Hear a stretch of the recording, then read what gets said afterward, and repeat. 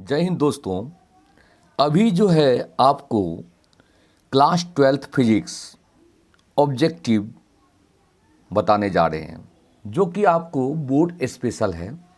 इसे आप ध्यान से देखें और आप अपने आप को चेक करें कि 20 क्वेश्चन में कितने क्वेश्चन आपका सही होता है और कितने गलत होता है। ये 20 क्वेश्चन जो है आपको बहुत ही इम्पोर्टेंट क्वेश्चन है और आपको प्रैक्टिस करना चाहिए, याद भी कर लेना चाहिए। तो दोस्तों, स्वागत है आप सभी का आपका प्यारा यूट्यूब चैनल गोल्डन सर पर। तो शुरुआत करते हैं। बोर्ड स्पेशल क्वेश्चन है दोस्तों, ध्यान से देखना है और कॉपी कलम ले करके आप लिख भी लीजिए और याद तो ज़रूर कर लीजिएगा। तो क्वेश्चन शुरुआत करते हैं। क्वेश्चन नंबर 1 है दोस्तों कि जब किसी वस्तु को आवेशित किया जाता है तो उसका द्रव्यमान, जब किसी वस्तु को आवेशित किया जाता है तो उसका द्रव्यमान जो होता है दोस्तों वो क्या हो जाता है, बढ़ता है कि घटता है कि क्या होता है दोस्तों।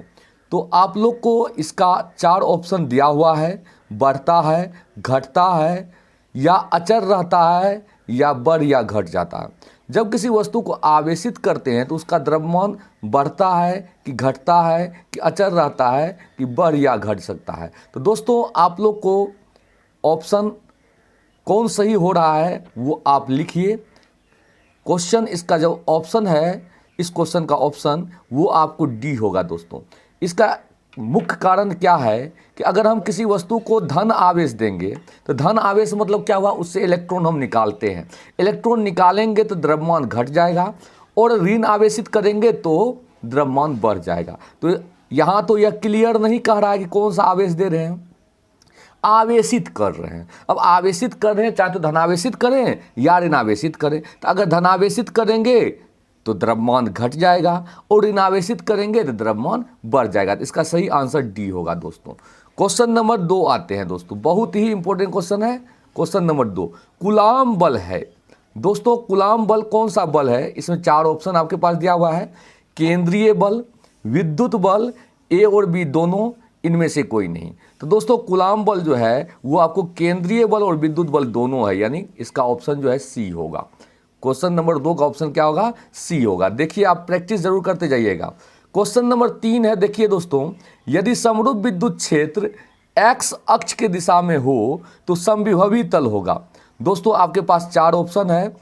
यदि समरूप विद्युत क्षेत्र एक्स अक्ष की दिशा में है तो समविभवी तल देखिए क्या होगा। इसमें 4 ऑप्शन है, एक्स वाई तल, वाई जेड तल, एक्स जेड तल और इनमें से कोई नहीं। दोस्तों, अगर एक्स अक्ष की दिशा में है तो वाई जेड होगा, अगर वाई अक्ष की दिशा में है तो एक्स जेड होता, और अगर जेड अक्ष की दिशा में है तो एक्स वाई तल होता। तो यहाँ पर क्लियर कह रहा है कि किस अक्ष की दिशा में है, एक्स अक्ष की दिशा में है, तो समविभवी तल जो होगा वो वाई जेड होगा दोस्तों, वाई जेड होगा। ठीक है। क्वेश्चन नंबर 4 आते हैं दोस्तों, ये भी बहुत इंपॉर्टेंट क्वेश्चन है जो कि कई बार एग्जाम में आ चुका है, ध्यान से देखना है। क्वेश्चन नंबर 4, विद्युत आवेश का क्वांटम ईएसयू मात्रक में होता है। विद्युत आवेश का क्वांटम ईएसयू मात्रक में होता है। ईएसयू मतलब होता है इलेक्ट्रोस्टैटिक यूनिट। विद्युत आवेश का क्वांटम ईएसयू मात्रक होता है। तो इसका ऑप्शन है 4.78 गुना 10 का पावर -10, 1.6 गुना 10 का पावर -19, 2.99 गुना 10 का पावर 9 या -1.6 गुना 10 का पावर -19। बहुत सारे आपको बुक में ये दे दिया है आंसर, जो कि गलत है। ए नंबर नहीं, इसका आंसर सही जो है वो सी नंबर होगा। विद्युत आवेश का क्वांटम ईएसयू मात्रक होता है 2.99 गुना 10 के पावर 9, या इसको आप 3 गुना 10 के पावर 9 भी लिख सकते हैं। 3 गुना 10 के पावर 9 ईएसयू। ठीक है दोस्तों। क्वेश्चन नंबर 5 आते हैं दोस्तों। क्वेश्चन नंबर 5 है, स्थिर विद्युत क्षेत्र होता है। दोस्तों, स्थिर विद्युत क्षेत्र कैसा होता है? ऑप्शन आपके पास है संरक्षी, दूसरा है असंरक्षी, तीसरा है ए और बी दोनों, चौथा है इनमें से कोई नहीं।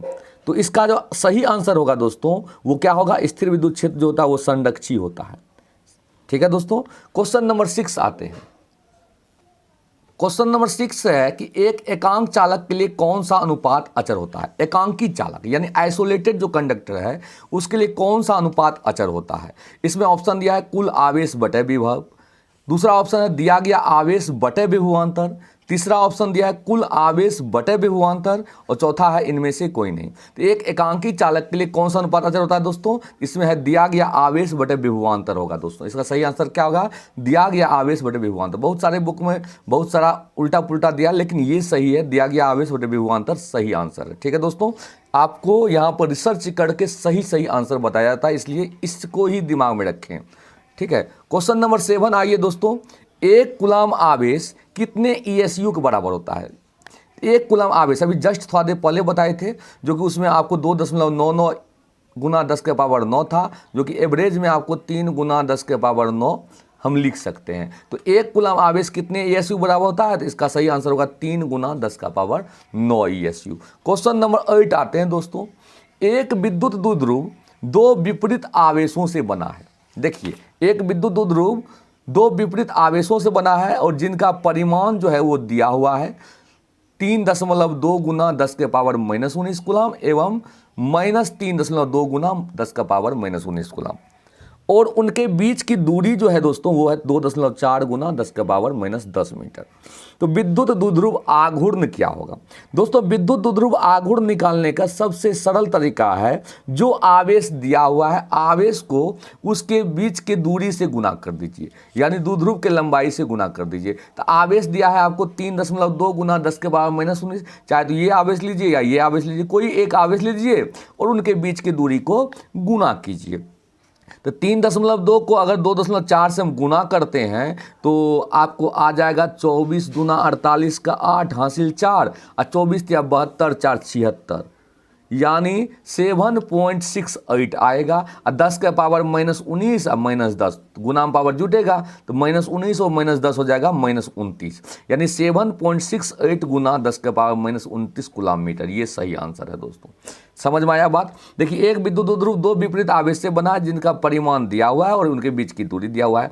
दोस्तों एक फॉर्मूला होता है P बराबर Q गुना 2L, और P क्या चीज़ है, तो P है विद्युत द्विध्रुव आघूर्ण, Q क्या चीज़ है, तो आवेश है, 2L क्या चीज़ है, तो दोनों के बीच की लंबाई है या दूरी है। तो 2L आपको ये हो गया, Q आपको ये है, दोनों को गुना कर दीजिए, विद्युत द्विध्रुव आघूर्ण निकल जाएगा। नंबर क्वेश्चन आते हैं दोस्तों, एक आवेशित चालक के सतह के किसी बिंदु पर विद्युत क्षेत्र की तीव्रता होती है।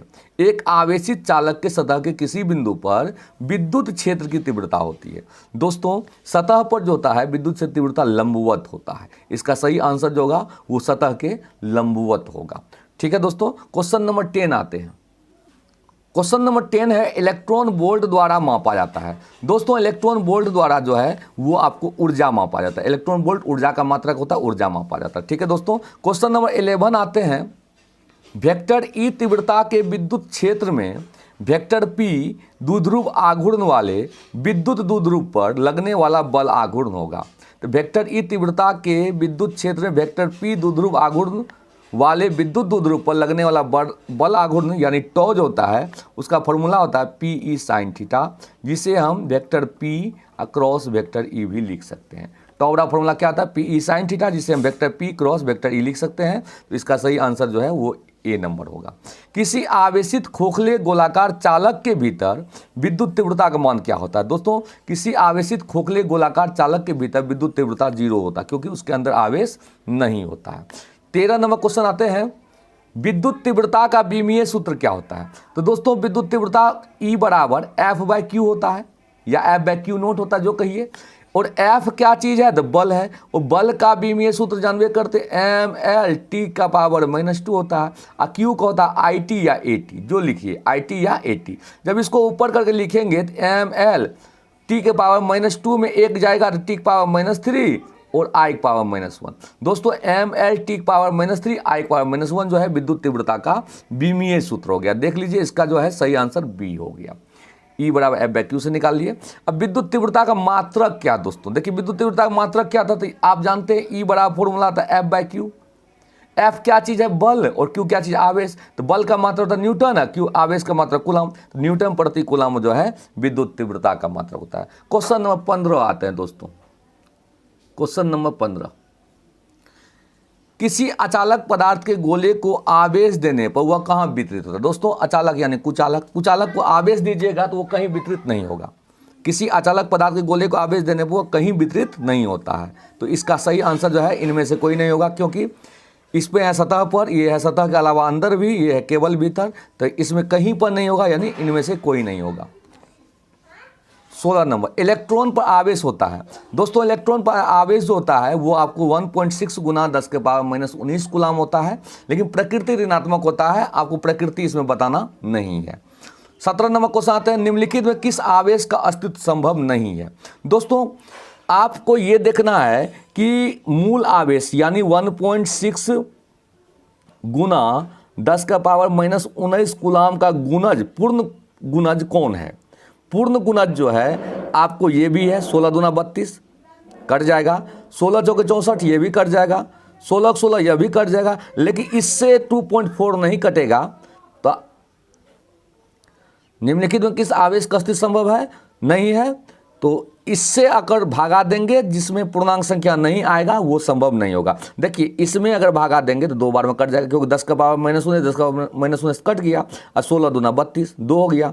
इससे भागा दीजिएगा 4 बार में कट जाएगा, इससे भागा दीजिएगा तो 1 बार में कट जाएगा, इसमें भागा दीजिएगा तो ये आपको पूर्णांक में नहीं आएगा। तो ये आवेश आपको संभव नहीं है, यानी सी नंबर इसका सही हो जाएगा।